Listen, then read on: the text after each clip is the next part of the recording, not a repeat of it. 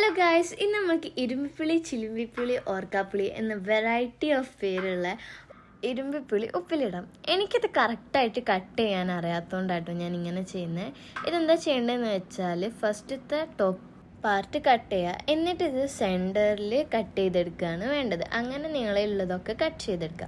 ഇതെൻ്റെ മൂത്തമ്മ എനിക്ക് നോമ്പ് നോറ്റ് പറിച്ച് തന്നതാട്ടോ. എൻ്റെ മൂത്തമ്മൻ്റെ വീട്ടിൽ ഇതിൻ്റെ ഒരു മരം തന്നെ ഉണ്ട്. അപ്പോൾ കുറേ ഇരുമ്പിപ്പുളി കിട്ടാറുണ്ട്.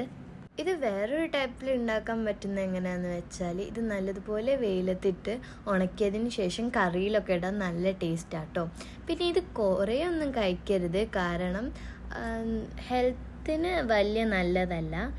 ഞാനിത് ഉണ്ടാക്കുന്നുള്ളത് വിനാഗിർ ഒഴിക്കാണ്ടാണ്, സോൾട്ട് മാത്രം ഇട്ടിട്ടാണ്. അപ്പോൾ ഒരു 2 to 3 ടേബിൾ സ്പൂൺ സോൾട്ട് ഇടണം. ഇതിൽ ശരിക്കും കല്ലുപ്പാട്ടോ ഇടേണ്ടത്, എൻ്റെ കയ്യിൽ കല്ലുപ്പില്ലായിരുന്നു. എന്നിട്ട് അതിലോട്ട് മുളക് ഇടാം. ശരിക്കും കാന്താരി മുളക് ആട്ടോ വേണ്ടത്, അതും എൻ്റെ കയ്യിലില്ലായിരുന്നു. പിന്നെ ഞാനിത് എന്തിനാണ് ഉണ്ടാക്കുന്നത് നിങ്ങൾ വിചാരിക്കും. പക്ഷെ ഇനി കല്ലുപ്പും കാന്താരിമുളകും കിട്ടുന്നവരെ വെച്ചാൽ ഇത് വേഗം കേടുവന്നു പോകും. ഇളം ചൂടുള്ള വെള്ളം എന്നിട്ട് ഇതിൻ്റെ മുകളിലോട്ട് വെക്കുക. എന്നിട്ട് ഇത് ക്ലോസ് ചെയ്ത് വെക്കണം കേട്ടോ. എയറൊന്നും ഉള്ളോട്ടിൽ വരരുത്. അങ്ങനെയുള്ളൊരു ഗ്ലാസ് കണ്ടെയ്നറിൽ വേണം ഇത് സൂക്ഷിച്ച് വെക്കാൻ.